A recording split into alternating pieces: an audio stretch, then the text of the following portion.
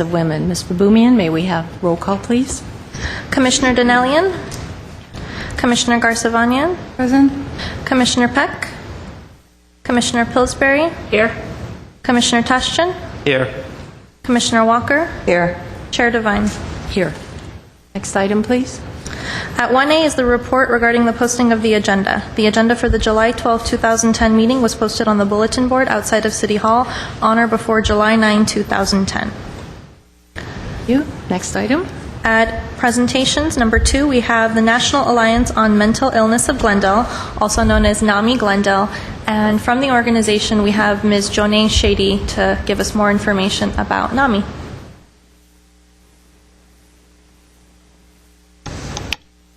Hi, good evening. Thank you for asking me to come and speak about NAMI Glendale. NAMI stands for the National Alliance on Mental Illness, and it has national chapters, state chapters, and local chapters, and we have a NAMI Glendale right here in Glendale. And what we do is we offer support and education for family members who have severe mental illness in their families. 1 in 5 people in the world are affected by severe mental illness, such as schizophrenia, bipolar, major depression, schizoaffective, OCD, and schizoaffective, if I didn't say that. Anyway, I always start my talk about NAMI with how and why I came to NAMI, because we're very unique in that we are a grassroots organization. And I came to NAMI because I have a brother who has schizophrenia, who has been in and out of the criminal justice system since he was actually a teenager. He's now residing at Patton State Hospital. I didn't understand what mental illness was. I was in my early 20s when he got sick, and I just wanted to live my life. But unfortunately, about 12 years ago, my parents were both passed away within 4 months of each other, and I was sort of left holding the bag, to say. And he was in prison at the time of my mom's death, so I did do some research when I was learning that he would be released from prison, because I really did not know how to handle somebody who has schizophrenia. And so I came across NAMI website, and I went all the way over to Palos Verdes to take a class called Family to Family. And this is the type of services that NAMI offers. We have a great website, a national website, a state website, and NAMI Glendale actually does have its own website. What I learned in Family to Family, what they taught us over a 12-week free course to the community, and the reason why I had to go to Ranchos Palos Verdes is because at that time that was the closest one for the time that there was a class, and I live in Hollywood actually. So basically that class is a 12-week course that's offered free to the community. We provide all the materials. We get our materials through a grant from the Department of Mental Health. We have volunteer teachers who have been trained by the state NAMI organization to teach the courses. We're all family members, and we bring the unique lived experience to the course. Our students learn about mental illness, what it means, what the diagnoses are, what the symptoms are, how to manage symptoms, medications, brain biology, communication skills, problem-solving skills. We learn about recovery, we learn about empathy, and we learn about fighting stigma. We're an advocacy group, and we feel that all of these things are necessary to advocate for better services for those who are living with severe mental illness. So right here in Glendale, for the last 20 years, there have been family support groups weekly that meet at Verdugo Mental Health Center. I think that's now called VMH Care, down on Colorado, and they meet weekly on Tuesday nights at 6 o'clock. Those are absolutely free. We have anywhere from 15 to 25 people showing up at any given time. We have facilitators, also trained facilitators, all family members, giving family support groups. Those groups have grown so much that we've had to extend the group. We also now offer a weekly group on Sunday afternoons at 4:30 at Glendale Church of Christ, again, run by family members. All of us are volunteers. We don't have an office. We don't have any paid staff. We raise money through an event every year called the NAMI Walks, Los Angeles County, and that involves all the NAMIs throughout the county. There are over 19 NAMIs here in Los Angeles County. That walk will be on October 3rd, and it's out at the Santa Monica Promenade. And basically, one can sign up online. It does not cost anything to walk. What we do out there is we have presentations, and we have families and those with severe mental illness walking to fight stigma, to let people know that we do believe in recovery, and that we do think that our loved ones can have a quality life, and that NAMI is there to fight for those who have these severe brain illnesses. So I wanted to tell you about the Family to Family class also, that when I came to NAMI Glendale, which was about 10 years ago, we didn't offer this program because, again, we use volunteers, and the class is 12 weeks, and it's 3 hours a week, and it's a lot of work. And what we do is we have a class that's open to about 20 to 25 people. They need to be relatives who have a relative with a severe mental illness. It's family-focused. And when someone graduates from that class, the state NAMI does offer trainings. There are a few trainings a year, maybe like 7, and we limit the trainings to 14 to 18. So if you look at the numbers, you can see how hard it is to make these classes grow.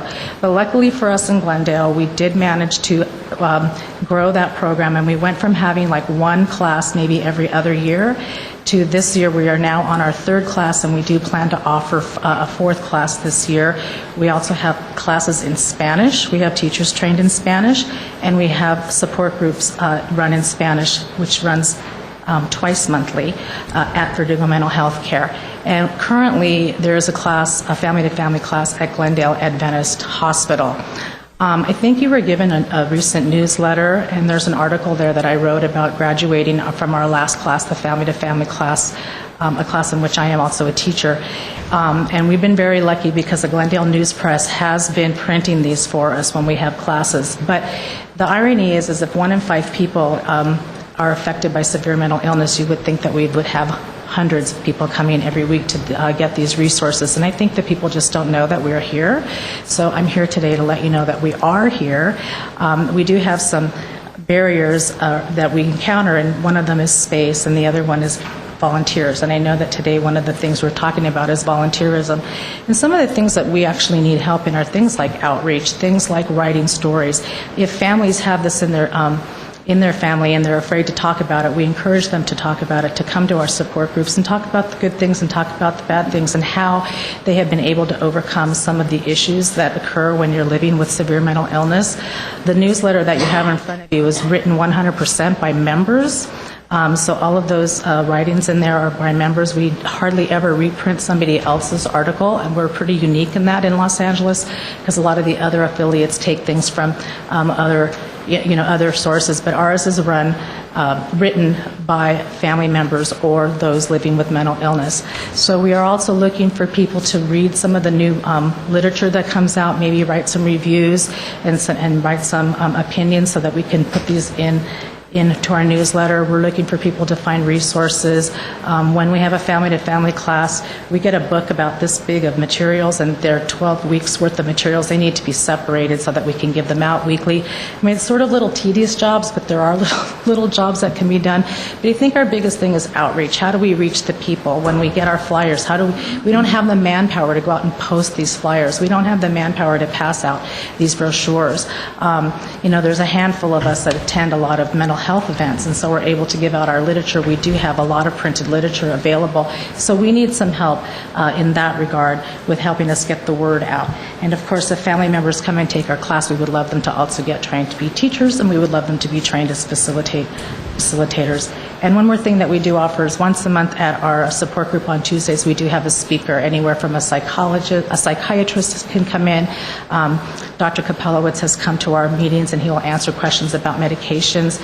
We have authors who've come in and written books about their recovery, and we've had people that come from different recovery facilities such as Los Encinas or the Village in Long Beach will come and speak. So I think that is time, and I thank you for having me come here today. Fabulous. I'm going to open it to the rest of the commission for questions. Anyone have a question? Madam Chair? Commissioner. Thank you. Can you tell us the cost of the membership, yearly cost of the membership, and what benefits membership would have towards people who want to be members? Yeah, membership is $35 a year, but we do not require that people who utilize our services are members. If someone wants to come to the support group, they do not need to be a member, and if they want to take the class, they do not need to be a member. The reason why we push membership is because, as you know, when we are advocating at the legislative level, numbers make a difference, and so we encourage people to become members so that they know that they are a member of something that's going to fight for change up in the advocacy level. They also have, we get the state, they belong to the state organization, they'll belong to the national organization. The national organization, NAMI.org, is a really great website, and there are some parts on the website that you can only access if you're a member. But it's an excellent website for resources for all types of issues that have to do with mental illness, dual diagnosis, and all of the different mental illnesses, children's issues with mental illness. There's a lot of information on that website. A member of NAMI California is able to vote for the board of directors, and because Los Angeles is so big, we're very lucky we have like 4 Los Angeles County people on the board of directors for the state NAMI, and we have 3 from the state of California on the national board. The larger the membership, the more votes we get to vote for the board of directors on the national level. The state NAMI also is the organization that provides the training for people such as I to teach family to family and to teach the support groups. So I push membership mainly for that advocacy issues, but I think there's a lot of benefits to being membership. And, you know, if you take the family to family class, you walk away with materials that's about this thick, you probably get like a $600 course equivalent, you know. So I always ask people to spend $35 after they've taken the course. I think it's well worth it. And just one follow-up question. You briefly mentioned volunteerism being the year of the volunteer. Can you tell us, if someone's interested in a specific area, who would they contact? There's, well, probably me or Wayne Moldero, who's in the newsletter, but we have a website, and it's www.namiglendale.org, and there's an info email there, and they could, you know, offer their services through there, and we could talk to them through there. I think we also have a phone number in there. I don't know it by heart. The person who answers the phone is a volunteer himself, so we're very, very lucky in that regard. He'll answer that phone 24/7. I looked through here and I didn't see a phone number. Can you? Oh, there's not one. I don't know. Okay, I just looked very quickly, but if Yeah, you know what it, about the brochure that you printed out? It's definitely on there. can we announce the phone number? Is it Yeah, yeah, yeah. 310? 310? Yes, that's because it's one of our members, and he volunteers to answer the phone. That's his personal phone, and it's all over the website, so we could give it out. So it's 310-663-3844 if you're interested in volunteering. Do you have to have someone in your family with mental No. illness to volunteer? That isn't a... No, that's not a requirement, and I'm glad that you asked that, because a couple of years ago we had some lovely teenagers from the high school come over to one of our groups, and they said they wanted to help us out, and they were really, really helpful because they were able to separate those materials for the classes that we had, and that's a big job. It seems like a stupid job or a tedious job, but it's a huge job. We had 2 cases of Xerox paper, and they were just interested. They wanted to start a club, and they were interested, and they helped us out tremendously. Do you have any support groups specifically for teenagers? Any? No, we don't. They're more than welcome to come to our group, though. We don't discriminate against age. They can come. We've had teenagers come in our group. In fact, the teacher that's teaching the class right we're on the 3rd week of the family-to-family class that's going on at Glendale. The teacher that's now teaching it, when she took the course, she came with her 15-year-old daughter. They took the course together. Great. Vice Chair? And what would you say to someone who's out there listening who may have a family member who's depressed or schizophrenic but hasn't really wanted to reach out? What is the point of getting together with everyone? How would you do the outreach to our viewers to say, come on in, this is worth trying? Okay, well, I can only express from my experience and from the experience of people who've come to our groups, but most of those folks who come, especially when they take the course, it sounds like a cliche, but NAMI has changed their life, saved their life, changed my life. I didn't know anything about it before, and I used to fight with my brother. I didn't understand his illness, and, you know, I have a very nice relationship with him. He's in the state hospital, but I have a very nice relationship with him. I think it's important to understand about the illness and have empathy and to develop some compassion. And I think if you come and you hear that you're not alone, that this isn't something that the family has brought on, that this is a biological brain disorder, and it can be treated, and there is hope, and it isn't always going to look as bleak as it may seem to them right now. And I'm sure that if you come to our support groups and you hear all of us talking and you ask us questions, you'll feel much, much better. There's a great big stigma with mental illness, and we try to dispel those myths and dispel that stigma. And we also know that there's some cultural biases with regard to it. I know here in Glendale we have a large Armenian population, but I can tell you right now that the Armenian population have these issues in their families, and they're not alone. And I forgot to mention, we do have someone that's actually working on trying to open up an Armenian support group. We have had some people go to training.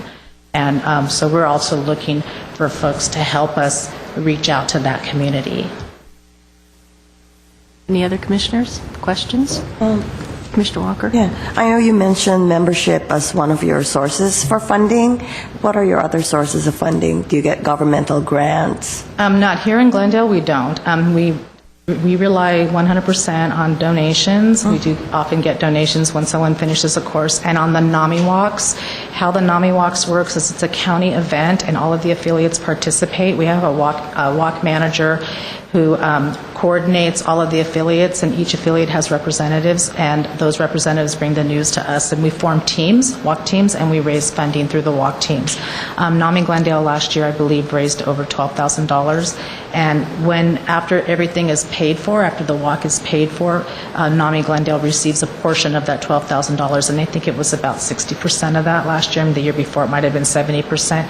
It really depends on sponsorship. So if anybody knows any businesses or anybody that's willing to sponsor the walk, it's really a good investment, because the monies raised by the walkers goes back into the community, and the monies that are donated by sponsors is used to pay the walk, and so pay for the walk. And that way, when you ask people for donations, they know that their money is going towards the work that's being done in the community. Or they could just go to your website and get your information and donate directly to you. If Absolutely. they'd like to sponsor or... Right. They should go in order for NAMI Glendale to, because actually NAMI Glendale doesn't have a mechanism on the website for donations besides the address and sending in the check. But if they sponsor a walker, or if they walk, or they sponsor a team that's on the website, which is at NAMI.org, NAMI Walks, then it will come back to us. Did that answer your question? Yes. Any other questions from the commission? I just really want to commend the group for being a 100% volunteer group, and I know how difficult it is with limited resources and all the challenges, as you mentioned, the cultural bias and, maybe even some legislative issues, especially the dwindling economic and funding support, that you're still here to reach out to these I think with a lot of heart. demographics. Thank you. I think with a lot of heart, you can get a lot done, and those are the kinds of people that I've come across in this organization the last 12 years. So, thank you so much. That was terrific. Thank you. I just want to, for the viewers' sake, to repeat that NAMI stands for the National Alliance on Mental Illness. The number to call to volunteer is 310-663-3844, and that the support group is on Tuesday at 6 p.m. at the Verdugo Mental Health Center on Colorado, and it's open to anyone. Anyone. So if anyone out there would like to attend, just drive over there. And then we have the support group on Sunday also. And Sunday at what time? It's at 4:30 at the Glendale Church of Christ. 4:30 at the Glendale Church of Christ. Thank you so much. You're welcome. Thank you. Good luck. Thanks Thank you. for coming. Thank you. Next item, please. At 3 is oral comment. Discussion is limited to items not a part of this agenda. Time is limited to an amount to be set by the chair. The commission may question or respond to the speaker, but there will be no debate or discussion. Staff may refer the matter to the proper department for investigation and report. Okay, we have one card, Mr. Herbert Milano, and we'll give you 5 minutes.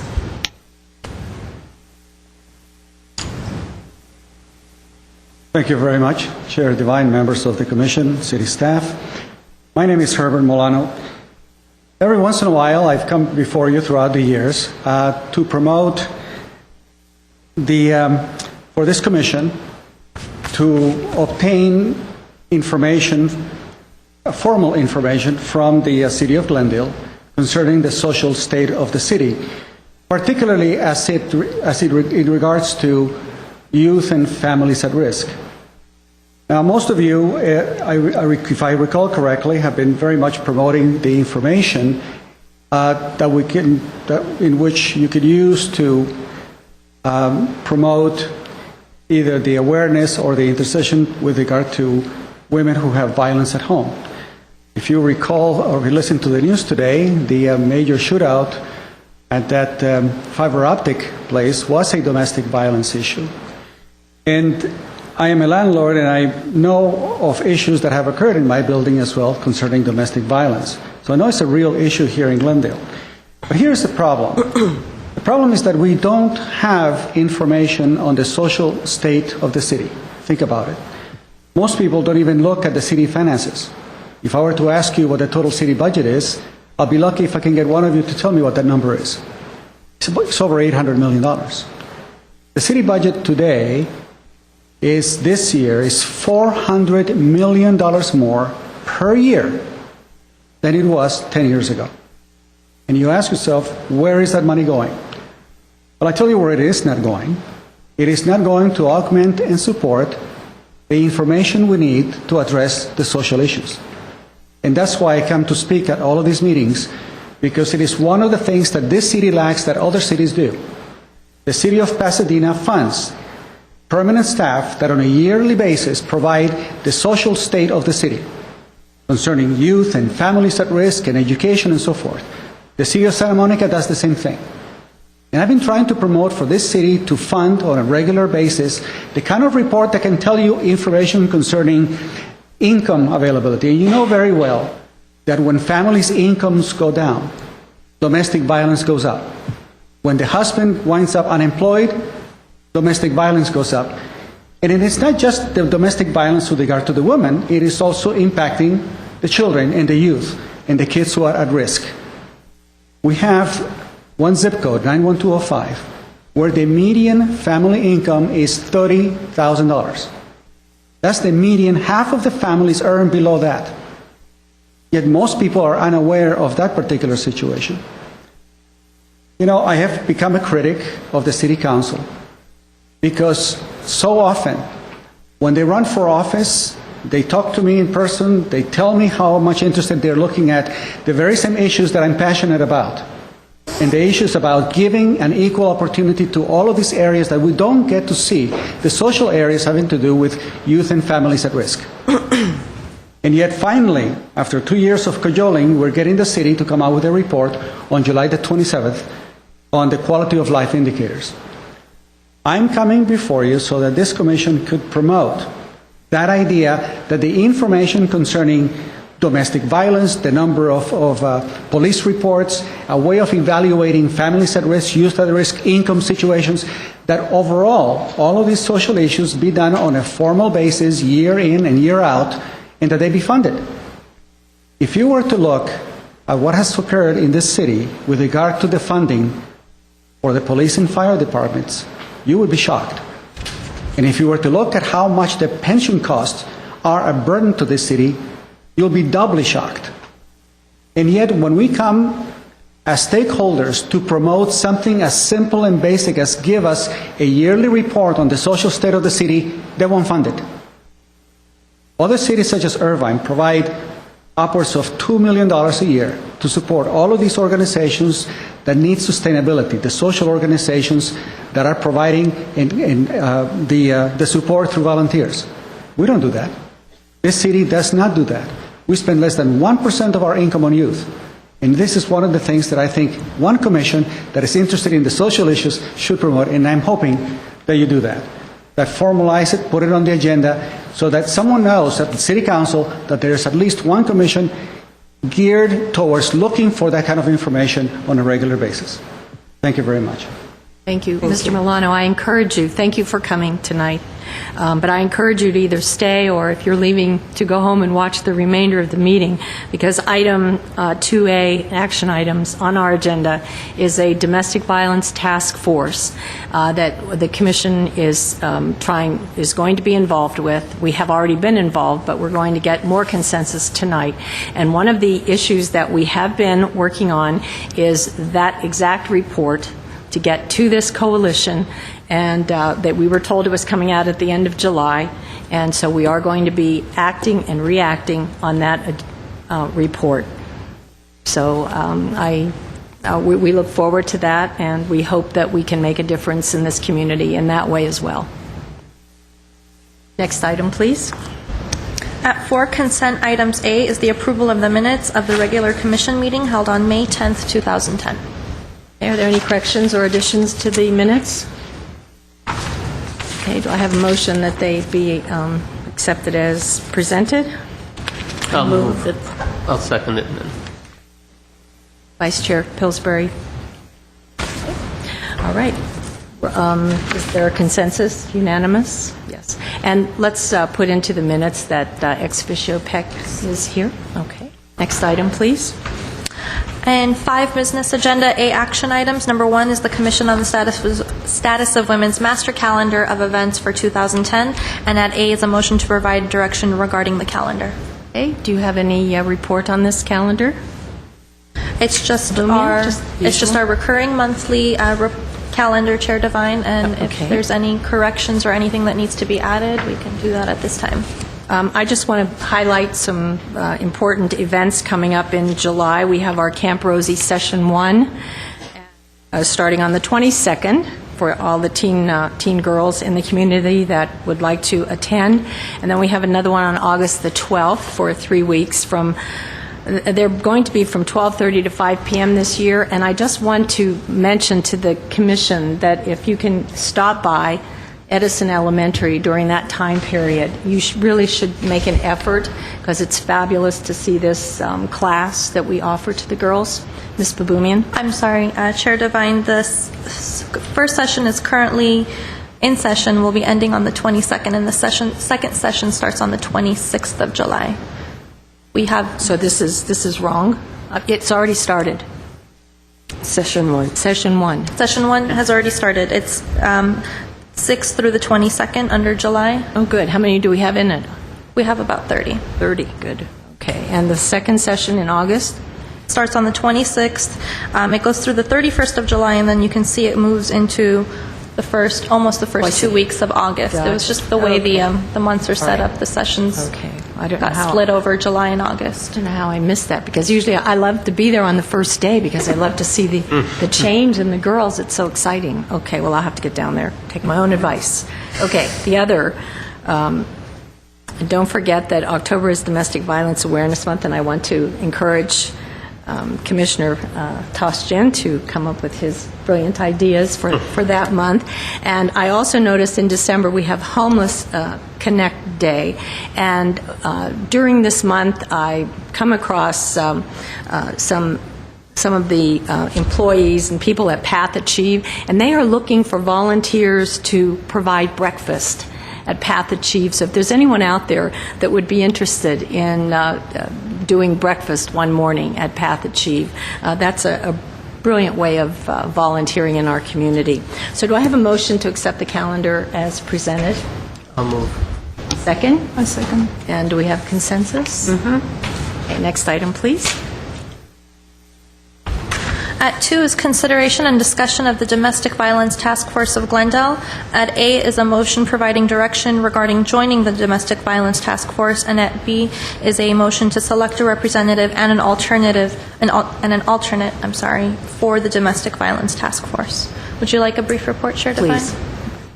The Domestic Violence Task Force of Glendale, which was spearheaded by staff from Neighborhood Legal Services of Los Angeles County earlier this year, is a coalition of community leaders, community members, and representatives from various community groups focused on improving and increasing access to services for victims of domestic violence. The goals of the task force include to educate service providers, community-based organizations, and community leaders about domestic violence issues, to educate the community at large about domestic violence issues and available domestic violence-related services, and to determine better ways to serve the victims and survivors of domestic violence and see how the task force can help provide those services. Several people attended the initial meeting in their individual capacities to discuss the issues of domestic violence in the city and what resources are available in Glendale. And these individuals did include our current chair and vice chair of the commission, Chair Devine and Vice Chair Pillsbury. In February, the group invited additional community organizations to be a part of this discussion. This included representatives from the YWCA, the Glendale Police Department, Path Achieve Glendale, and the Salvation Army. And they all gave presentations about their organizations and what type of services they do provide in the city. The Domestic Violence Task Force did meet again in March. They heard more presentations from groups, including Neighborhood Legal Services of LA County, Glendale Memorial Hospital, and Door of Hope Hamilton Court here in Glendale. Along the way, the Domestic Violence Task Force realized that it could help bridge the gaps between organizations and they could work together to promote each other's activities, projects, and services. The Domestic Violence Task Force is meant to be a collaborative effort.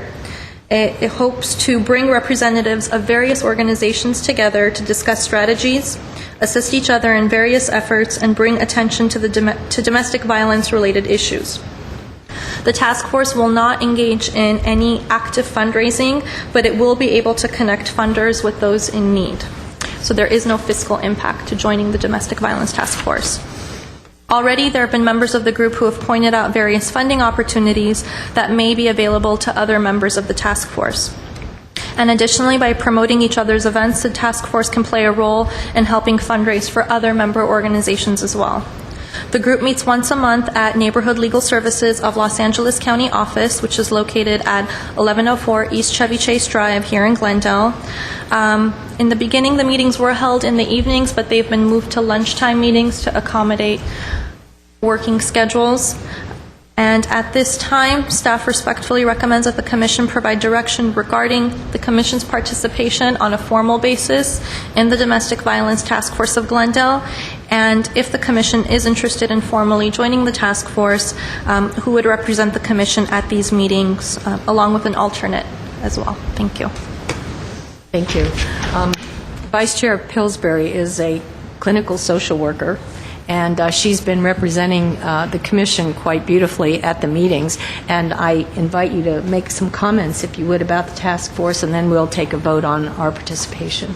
Well, the group is a very interesting group because it's brought together people from a lot of different organizations and a lot of different perspectives. I think it's an important thing for Glendale to be looking at what's going on with domestic violence, because Glendale is a pretty big city and the services have not been sufficient to meet the needs. And that's where this task force started, is because everyone looked around and said, you know, we need more services, we need to coordinate services better, we need to get to know who's doing what, and it's really a tremendous effort. The people from Neighborhood Legal Services are doing a great job, and there's been a consistent group of people attending the meetings. I think it's something that the Commission should be involved in formally.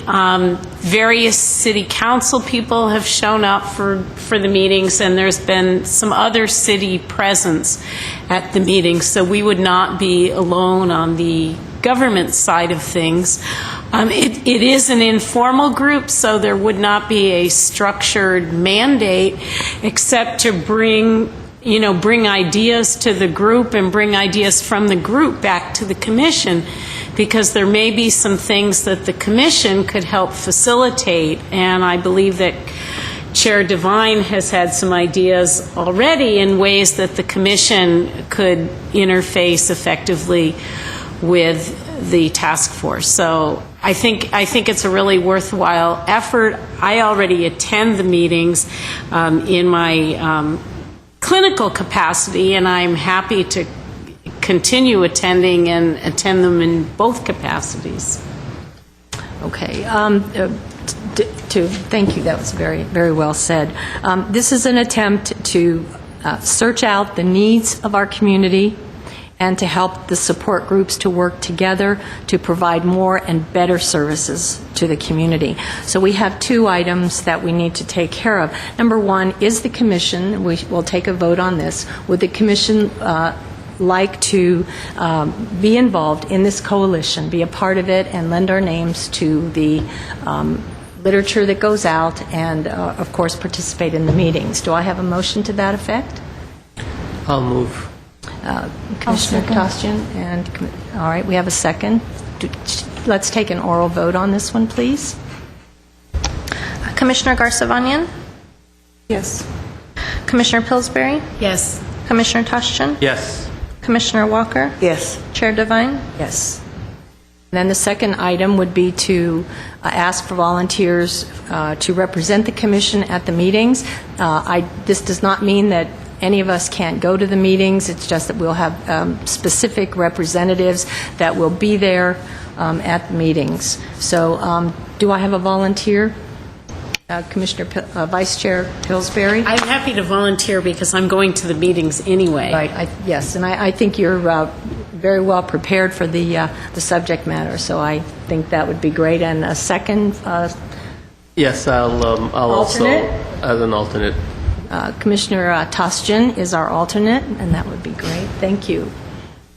And the next meeting is July 19th at 12:30, and it's going to be at the YWCA so that they can explain all of their programs to us, their hotline, support groups, et cetera. So it should be a very interesting meeting again, and I'm so glad that we're going to be participating. I believe it's at 11:30, isn't it? My email said, is it 11:30? It usually is, but no, but the email today said 12:30. Okay, we'll check it out. We'll check it out. But it's at the Y. Chair Devine, we just Yes. wanted to make sure that you took a vote on that, on the second part of the Okay. action item. So do I have a motion to have Vice Chair Pillsbury be our delegate, and Commissioner Tostian is our alternate for the Domestic Violence Task Force of Glendale? I have a motion. Second? Second. And we have consensus, yes. Would you like to take roll, or? I think, is Consensus. everyone in Consensus? agreement? Okay. Yes, consensus. Thank you, Chair Devine. Yes. Okay, next item, please. 5B, reports, information only. At 1, we have a final report regarding the 2010 Jewels of Glendale Awards Luncheon, and at 8 is a motion to note and file the report. And we have a report, please, Ms. Baboumian? Thank you. Certainly. Chair Devine, members of the Commission, the 6th Annual Jewels of Glendale Awards Luncheon, which is the major fundraising event of the Commission, held to bring attention to the accomplishments of women in the city of Glendale, was held on Thursday, May 13th from 11 a.m. to 1:30 p.m. at the Embassy Suites Hotel in Glendale. From 11 a.m. to noon, guests had the opportunity to visit the non-profit organizations at the event and to participate in the silent auction. At noon, lunch was served and the awards ceremony commenced. In addition, the Commission held a canned food drive at the event and was able to donate over 300 canned goods to the Salvation Army Food Bank. Tickets were sold at $60 each, and student tickets were sold at $30 each, in addition to sponsorship and advertisement opportunities. There were over 270 guests in attendance at the event, of which 19 were individuals whose tickets had been compensated by the Commission. To date, the Commission has received $26,295 in sponsorships, advertisements, ticket sales, and donations. Additionally, the Commission was able to raise an additional $1,915 from the silent auction, which brought the total revenues for the Jewels Luncheon to $28,210. The expenses for the Jewels Luncheon totaled $10,941.39, which brings the total profit for the 2010 Jewels of Glendale Awards Luncheon to $17,268.61. The final budget with line item details is attached to this report in Exhibit 1. Very That's all. good, very good. Any comments from the commissioners? Do we have any outstanding bills or receivables? For this year, not that I am aware of, no. That's cool. And then for the silent auction, did we dispose of everything?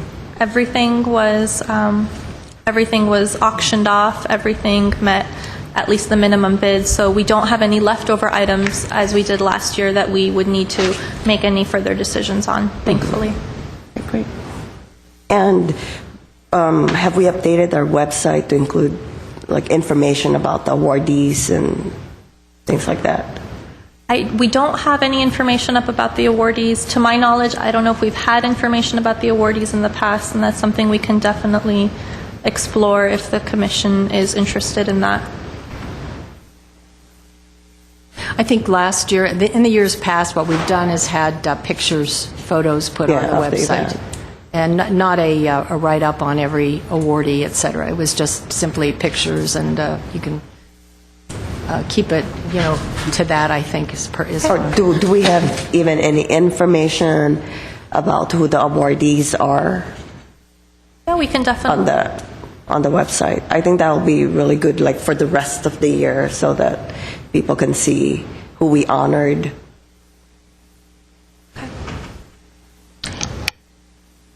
Okay. Any other comments? Is that good?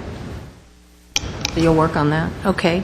Well, I have comments, and I just want to thank Ms. Baboumian and Dana for all of your help and all of the hard work that you put into getting this luncheon to where it was. It was a huge success. I was so happy with the number of people that, the guests that we had. I want to thank Vice Chair Pillsbury for stepping up and taking the chairmanship of that event. I did want to thank ex officio Donnellian because she was outstanding. She worked so hard that day on the silent auction. And the other thing is, it was a small silent auction, but it was a great silent auction, and it worked just beautifully. I want to thank all of the generosity of all of our supporters, and I looked down at the budget and I saw where there was a list of just contributions, supporters of ours that could not make it, but yet sent a donation, and I thought that was just fabulous. Quite a compliment to us, and I thank all of you. And I also want to send out a special thanks to Suzanne Watley Miller, who was our MC, and she was an inspiration to everyone.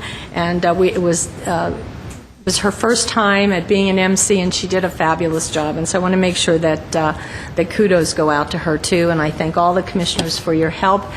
It was the best that we've ever had, and you can see we surpassed our goal, which was really a good thing. And now we have enough to keep on going for the rest of the year. So I thank everybody out there that had any part of being there, and I hope you enjoyed it as much as we did.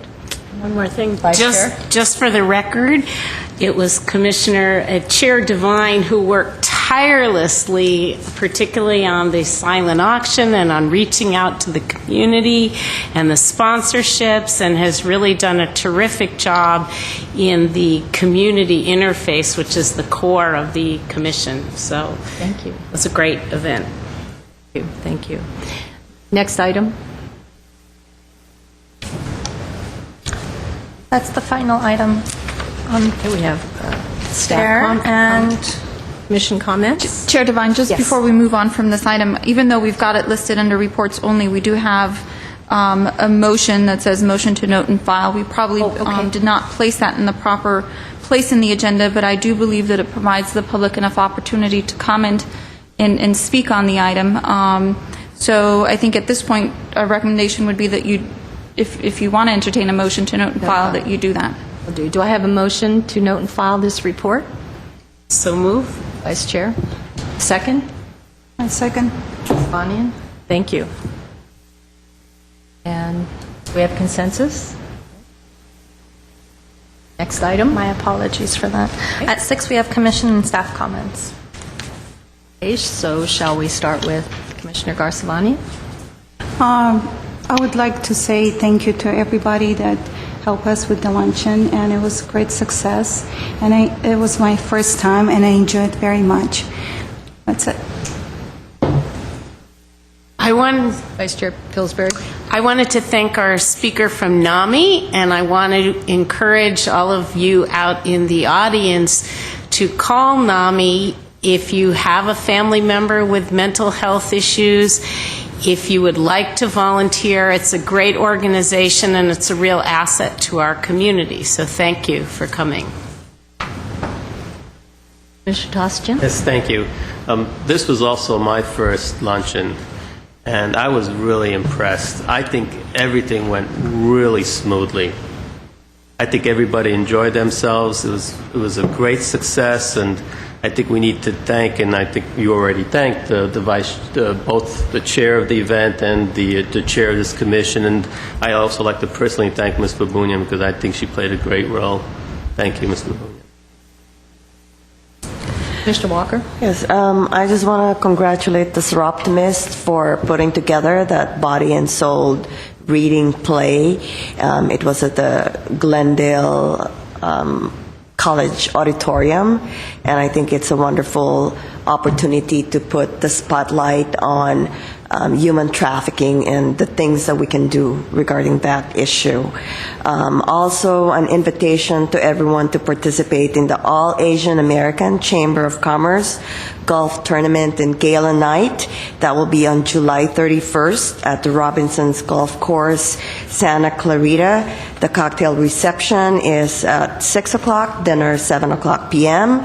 And this is a coalition of all the Asian American chambers of commerce, the consulates of the different Asian American organizations will be there, business people, elected, appointed officials, community advocates, and for all the golfers out there, we still have a lot of spots if you would like to participate and win that hole-in-one prize. I think it's a car. Thank you. Ms. Peck? I just wanted to say that I think the NAMI program is a really good program. I can think of a lot of friends who would have benefited in the past if they had known about the program. And also, on another note, I did primary elections. I did poll working last month, and I really wanted to encourage any students out there to also participate in poll working. It was really different, a new experience for me, and it definitely encouraged me to vote more often, not just the big elections, but the primaries too. So for students, I know all you have to do is go to an advisor at your school who takes care of that and sign up with him or her. I'm not actually sure about the non-students, like how they would do it, but if they can find out, I definitely encourage it. Staff? Ms. Babumian? Just Camp Rosie is off to a good start. Session 2 starts July 26th. It'll run till August 12th, Monday through Thursday from 12:30 to 5 p.m. at the Pacific Edison Community Center. We have very few spots left, so anyone who's interested, please call 818-548-4844 or go to our website, www.ci.glendale.ca.us/women for more information. Or call you. Call me. Why don't you give the viewers just a real quick overview of what's involved in Camp Rosie? Camp Rosie is a camp for girls in the city of Glendale, teen girls. Our target is girls from low-income families, and the backbone of the camp is financial literacy program and a self-empowerment program. The girls also learn self-defense, they learn nutrition and proper nutrition skills, they learn about healthy relationships, domestic violence, what it looks like from a young age, so they can see that and spot it. And they also learn about non-traditional careers, about voter participation. It's a very holistic, all-encompassing program. It's free, it's fully grant-funded, and it's a great experience. So anyone who would fit the criteria should definitely attend. Those of you out there that are watching, if you have a daughter or a niece or a granddaughter, you should call 548-4844 and register your teenager.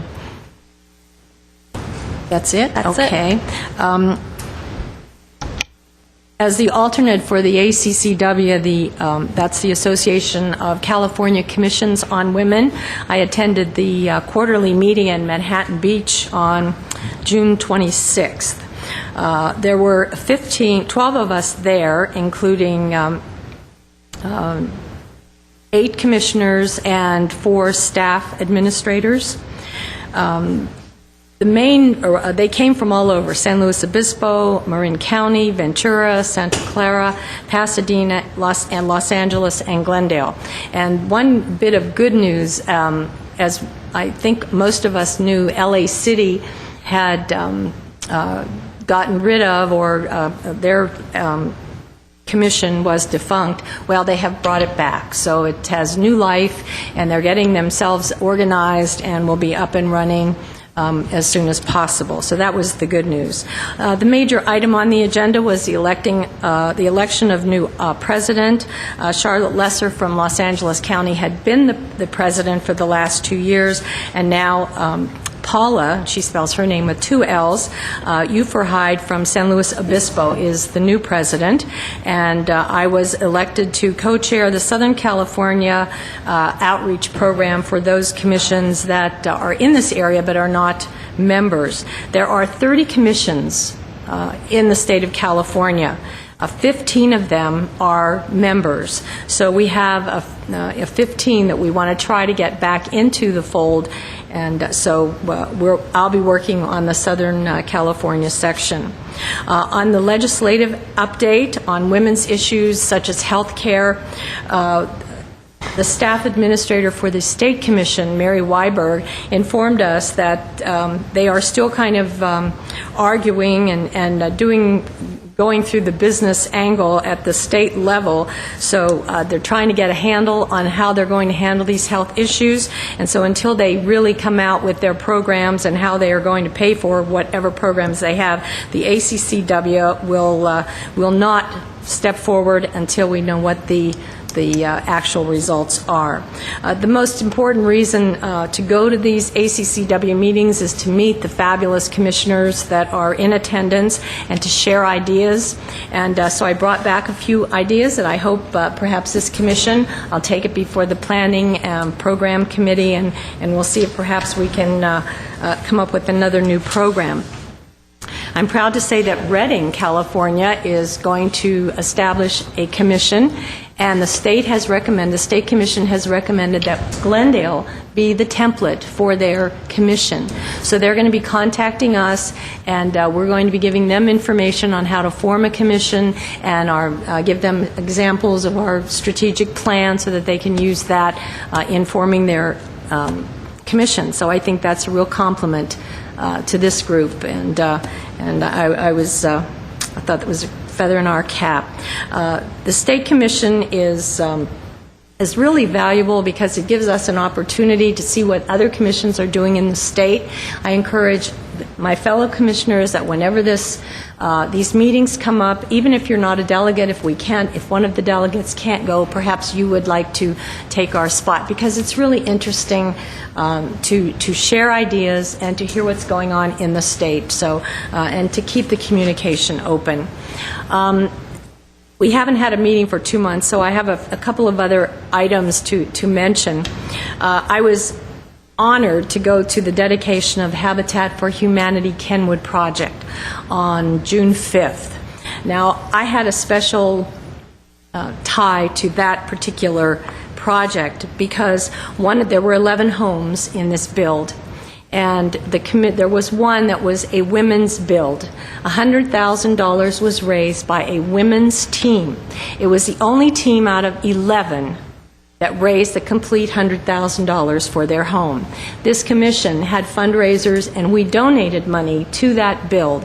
And so I was honored to go and speak on behalf of the commission, how proud we were to be a part of it. And if you've never been to a dedication of a Habitat for Humanity project, you should maybe try to go sometime, because families are so grateful and so appreciative of getting their new homes, and it was very heartwarming for me.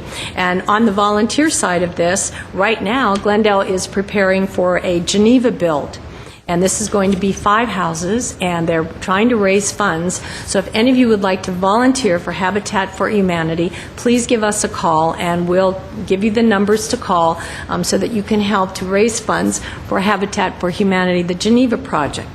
Again, the other is the Body and Soul that was presented by Seroptimus International of Glendale was amazing. The auditorium was packed.